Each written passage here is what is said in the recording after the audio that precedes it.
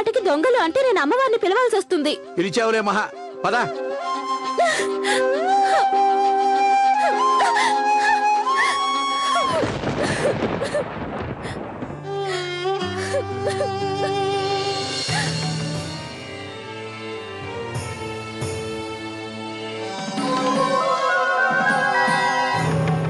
ఇప్పుడెందుకొచ్చావు నువ్వు?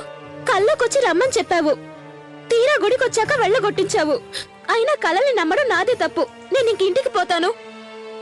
నీకు దర్శనం ఇవ్వడానికే వచ్చానమ్మా. అయినా అవమానం అయిపోయిందిగా. పూజారి గారు నన్ను దొంగ అన్నారమ్మా. నేను అలాంటి దాన్ని కాదని ఆయనతో చెప్పు నువ్వు. ఇలా నవ్వుల పాలయ్యాక ఇంకెందుకమ్మా నాకు బతుకు?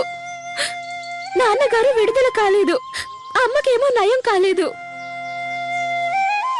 ఏడవకు తల్లి, నాకు అన్నీ తెలుసు. చెడ్డ వాళ్ళందరికీ బుద్ధి చెప్పు, కానీ వాళ్ళని చంపొద్దు. వాళ్ళకి మంచి బుద్ధి ఇవ్వమ్మా. చెడ్డతనానికి కూడా అంతం ఉంది తల్లి. యుగానికి దేహానికి అంతం ఉన్నట్టుగానే ధైర్యంగా ఉండాలి నువ్వు. నీ దగ్గర శంఖం ఉంది కదా, అది అన్నింటినీ చక్కబరుస్తుంది. ఏడవకు మహాదేవి, నేనున్నానుగా.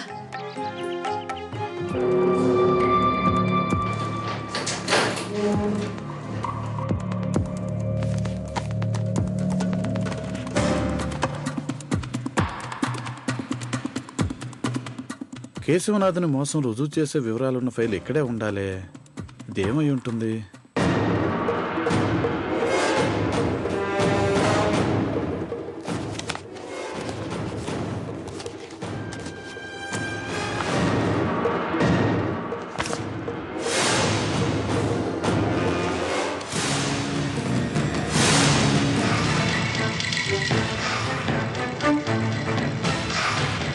వివరాలు ప్రభుత్వానికి అప్పగించకుండా ఇంట్లో ఎందుకు పెట్టుకున్నారండి? సాక్ష్యాలు సేకరిస్తున్నాను. సాక్ష్యం చెప్పడానికి ప్రతి వాళ్ళు వెనకాడుతున్నారు. ఆ కేశవనాథుని భయం వల్ల. నేనెప్పుడు కనిపించినా సరే ఆ రుజువులున్న ఫైల్ తెచ్చి మా ఇంట్లో ఇవ్వు, లేదంటే చంపేస్తానని బెదిరించేవాడు ఆ కేశవనాథ్. అయినా నేను అతనికి లొంగలేదు. దాని అర్థం ఆ ఫైల్ తీసుకెళ్లడం కోసమే కేశవనాథ్ మీ ఇంటికి వచ్చాడు. అందుకు అడ్డం వచ్చిన మీ ఆవిడ పద్మావతిని హత్య చేశాడు అని మీరు అంటున్నారా? అవును సార్, ఈ పని చేసింది కేశవనాథుడే, అందులో అనుమానమే లేదు సార్. ఎందుకు సార్ అలా నవ్వుతున్నారు? కేసు అంతా తేలిగ్గా ముగిసిపోయిందే, అందుకు నవ్వొచ్చింది. అదేంటి సార్ మీరు అలా అంటారు? మీ భార్య పద్మావతి గారు చంపబడినప్పుడు మీరు ఆవిడ పక్కన లేరు, సాక్ష్యమే లేదు, కనుక కేసు గెలవడం జరిగే పని కాదు. చాలండి సార్, మీరు కూడా ఆ కేశవనాథుడితో చేయగలిపారనిపిస్తుంది.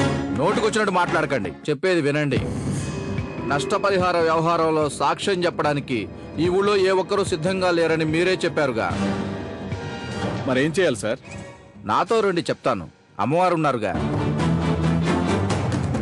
మంగళ రాక, నగలు తాకట్టు పెట్టారు కదా, ఆ డబ్బులేమన్నా ఇస్తారని చాలా అవసరం ఉంది.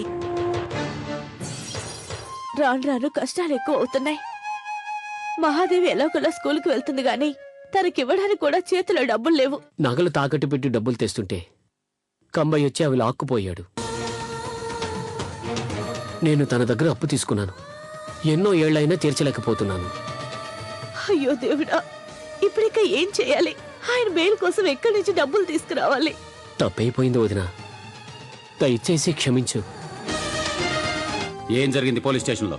ఏమంటున్నాడు ఆ బుద్ధులేని నారాయణ? వాడేమంటే ఏం లాభమయ్యా? నష్టపరిహార విషయంలో జరిగిన అవకతవకలకు సంబంధించిన ఫైలు అతనింట్లోనే పెట్టుకున్నాడుగా. అయ్యగారు, ఆ ఇన్స్పెక్టర్కి మిమ్మల్ని చూస్తే భయము భక్తి ఉన్నంత మాత్రాన అతను పూర్తిగా మీ వైపు వాదించడం లేదు. ఆ నారాయణకి మహాదేవి కుటుంబంతో చాలా స్నేహం ఉంది కదూ? అవునయ్య గారు.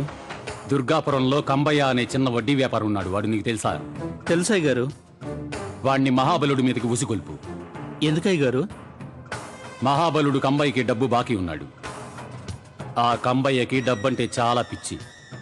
అందువల్ల మనకేం లాభం అయ్య గారు? మహాదేవి ఎక్కడుంటుంది? ఆ మహాబలుడి ఇంట్లో ఉంది. కంబయ్య గోల భరించలేక ఆ మంగళ డబ్బు కోసం మన దగ్గరికి రావాలి. తనతో పాటు మహాదేవిని కూడా తీసుకురావాలి.